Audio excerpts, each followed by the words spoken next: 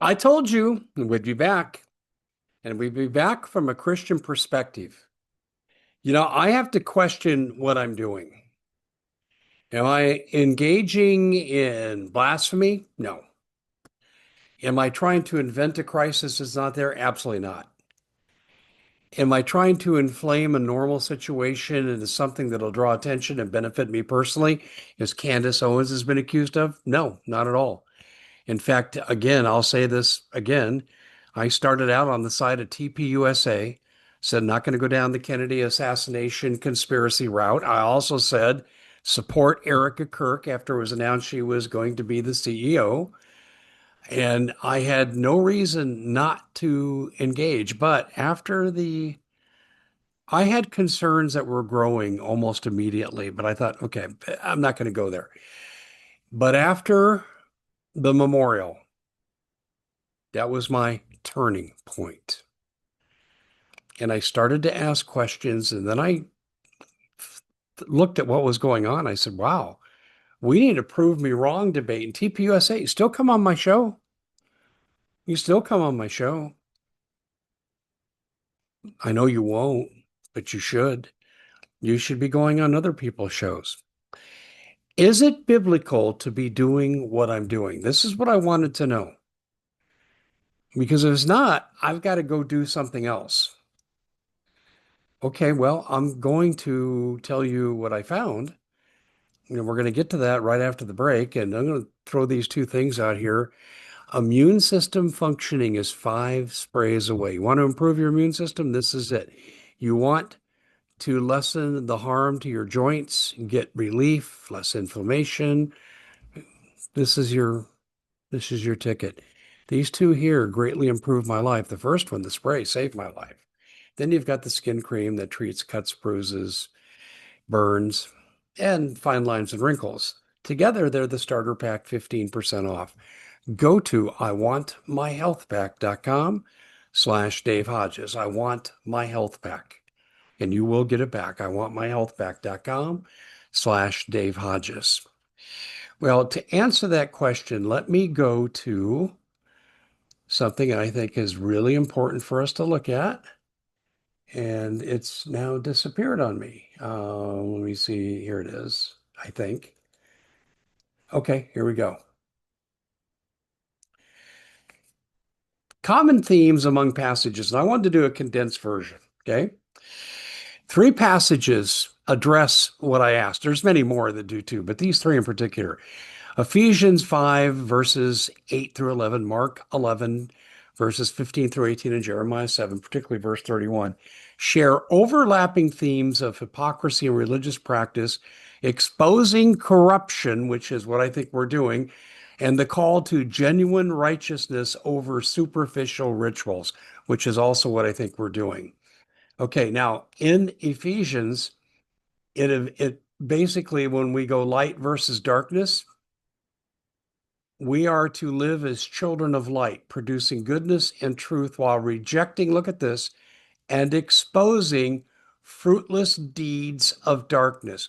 TPUSA, I'm going to address this to you directly. I don't care what's legal. What I know about the firing of loyal TPUSA employees without so much as severance pay after all the hours they worked, the time they worked for you, the sacrifice they've made, because you're not paying great except for yourselves in the inner circle, and the heartless way in which they were fired. I call that evil. Oh, you call it legal. Legal can be evil, and it is. Okay, and right here, Jeremiah's condemnation of Israel's reliance on the temple as a false refuge, a den of robbers. Well, when you tell people donate to me, dear donator, thank you for your $25. We'll send you out your hat. And then you get a deal that says, oh, we got a problem with the hats. We'll give you a little trinket, a rubber band to go on your wrist. It's a joke. It's misrepresentation. You didn't fulfill the contract, and I think it's legally actionable. But it clearly, clearly speaks to this here. Okay, den of robbers. I call that theft. Okay, while committing idolatry, injustice, Well, okay. You continue to lie and say you filed your 990 forms on time. You did not.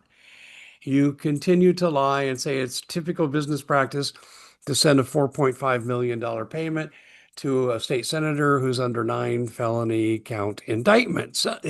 Telling you, yeah, is that good fiduciary responsibility?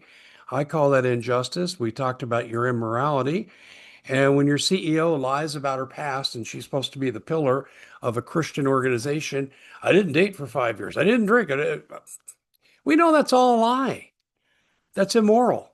That's immoral. We have the right to call this out. Okay. Then it says both of these verses here emphasize that God sees through the hypocrisy and demands inner transformation. Now, repent, walk the other way, do the right thing, and then I'll praise your name. I don't see that happening, but I'm not going to underestimate God. Corruption in sacred spaces. Mark depicts Jesus as cleansing the temple. Remember when Jesus walked into the temple and there's all this idolatry going on inside my Father's house of worship. And he went ballistic. Jesus was a man's man on that day, MMA. It's pretty amazing. Quoting Jeremiah 7:11, excuse me, down here, to decry its transformation into marketplace, exploiting worshipers. Yes, I believe you're exporting your donor class, except for the big ones that are getting what they want. Um, Jeremiah's broader oracle warns against treating the temple as a talisman for safety amid ongoing sin, predicting its destruction like Shiloh. And God was real clear in the Shiloh thing. He says, hey, look, I warned Shiloh. You keep doing this, you're going to suffer the fate of Shiloh. TPUSA, you're going to suffer the fate of Shiloh as you have done these things. Okay. Together, these verses critique religious institutions corrupted by greed. Oh, I've lost Charlie. But we've taken in $250 million, and this is not really much of an embellishment or exaggeration. Greed, oppression, your lead speaker. You're going to be deplatformed, and we're going to go after you if you don't shut up and quit asking questions. Oh, we're going to sue you if you keep asking questions with your cease and desist letter to Zach DiGregorio. Oppression. Yeah, what was it? The story Candace told that you thought someone was being disloyal, you took their computer and then you fired everyone around them because they might be infected with her attitude, whatever that was. Okay. Truth, obedience, and justice. All passages stress actions over empty words or rituals. Jeremiah calls for reforming ways, treating the vulnerable justly and rejecting idols. Money is your idol, TPSA. To truly honor God, Ephesians reinforces this with finding out what pleases the Lord, while Mark shows Jesus' righteous anger as a model for confronting systemic evil. We're not seeing the appropriate level of grief. We haven't seen the questioning of very suspect and questionable investigative practices from law enforcement. The legal proceedings are off the charts bad for the defendant, unfair, I believe unconstitutional. If you're interested in justice, then why are you supporting the quick trial and conviction of someone who clearly didn't do it? Continuing. The overarching message is a warning against the complacency of faith that must manifest in ethical living or judgment follows. Okay, it's our job to expose what's going on. That's really clear from these three passages here I referenced earlier from Ephesians, Mark, and Jeremiah. Okay, now what I think is going to happen is the fate of Shiloh. At some point in time, when you've used up your usefulness, TPUSA, and you no longer have that special protection you enjoy right now, it's not going to be Jesus per se walking through your temple, overturning the tables and chasing out the livestock and getting rid of the idolatry as an organization that professes Christianity. It's probably going to be the authorities at some point in time. At some point in time, organizations like you get justice. And we don't think that you are an honorable, Christian abiding institution. Many of us think that.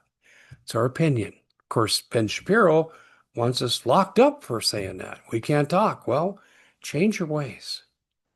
Show some real grief over Charlie. Give severance pay to the employees who you butchered their careers. Wouldn't even give them a reason. At least you should have treated them like human beings that sacrificed for you endlessly.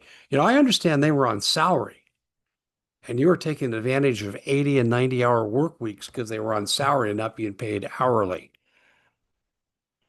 I have a problem with that. And I actually think the IRS has a problem with that too, as does the Department of Labor. But getting down to the big things, I'm going to go over a speech that Charlie made 3 years ago in Albuquerque, New Mexico. And you're not living the ideals he put forth. And this is why we're upset. And then we see deceit to cover the change in direction. I'm Dave Hodges. This is The Common Sense Show.